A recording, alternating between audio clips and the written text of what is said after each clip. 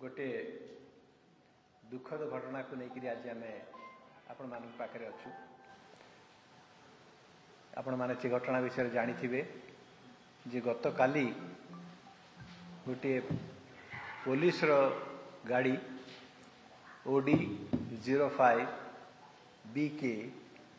8779 गोटे गाड़ी से गाड़ी धक्का जड़े व्यक्ति मृत्यु होती। अत्यंत दुखर घटना। किंतु से जो गाड़ीटी गोटे साधारण गाड़ी नुहे, से गाड़ी होची पुलिस गाड़ी एवं से पुलिस गाड़ी रे किए बसथिले किछि व्यक्ति बसथिले जो माने कि बिना यूनिफॉर्म रे बसथिले। सेटा होची पुलिस गाड़ी। गोटे पुलिस गाड़ी रे बिना यूनिफॉर्म रे केउ लोक माने बसथिले एवं काहे बसथिले, एटा हला हमर प्रथम प्रश्न। द्वितीय प्रश्नटी होची जे जेते बेले से गाड़ीटी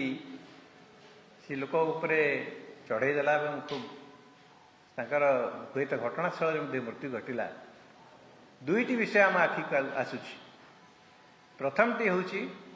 न्यायिक दिग एवं द्वितीयटी होची मानविकतार दिग। प्रथम दिगटी होची जे गाड़ी जितेबाला एभली भाव में धक्का करुच्ची, आपण मैंने समस्ते जानिचंती IPC धारा 106 भारत न्यायिक संहिता 106 जो वर्तमान एमेंडमेंट होती रिसेंट एमेंडमेंट से कह जे ये जो हिट एंड रन केस रे जदि गोटे लोक गाड़ी धक्का तार मृत्युवरण करे ताहले कौन कौन ताकर पनिशमेंट दिया जीवो सेटा लिखाई जे जे गाड़ी रो चालक एवं जो मैंने से रेस्पॉन्सिबल किए रेस्पॉन्सिबल यही केस रे सुपरिटेंडेंट ऑफ पुलिस रेस्पॉन्सिबल। तेणु जो मैंने रेस्पॉन्सिबल से 5 वर्षर सजार व्यवस्था करा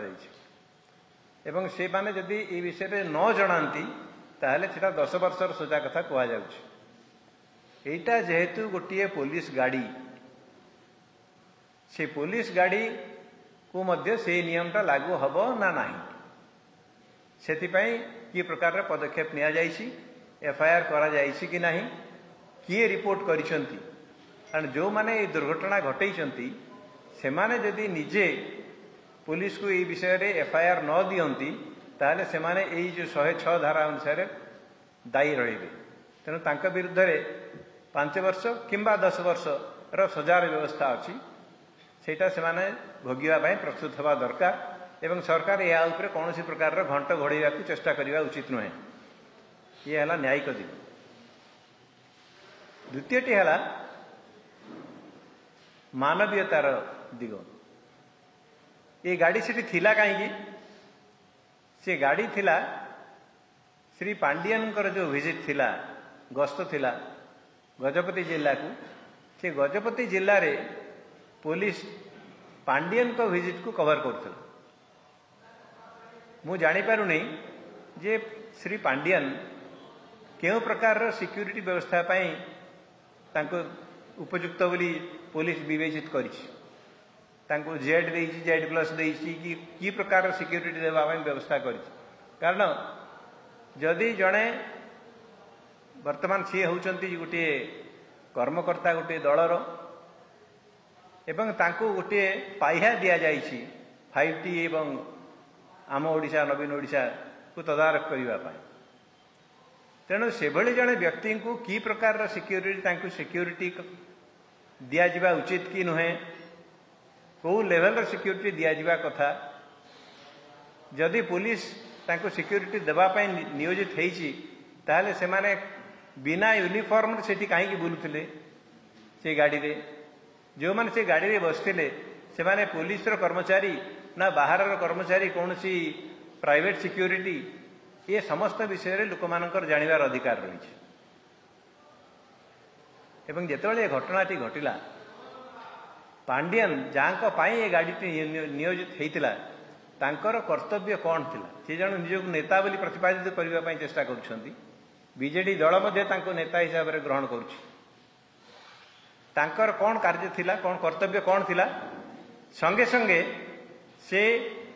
जो व्यक्तिंकर प्राणहानि होईची तांका परिवार को भेटी थांते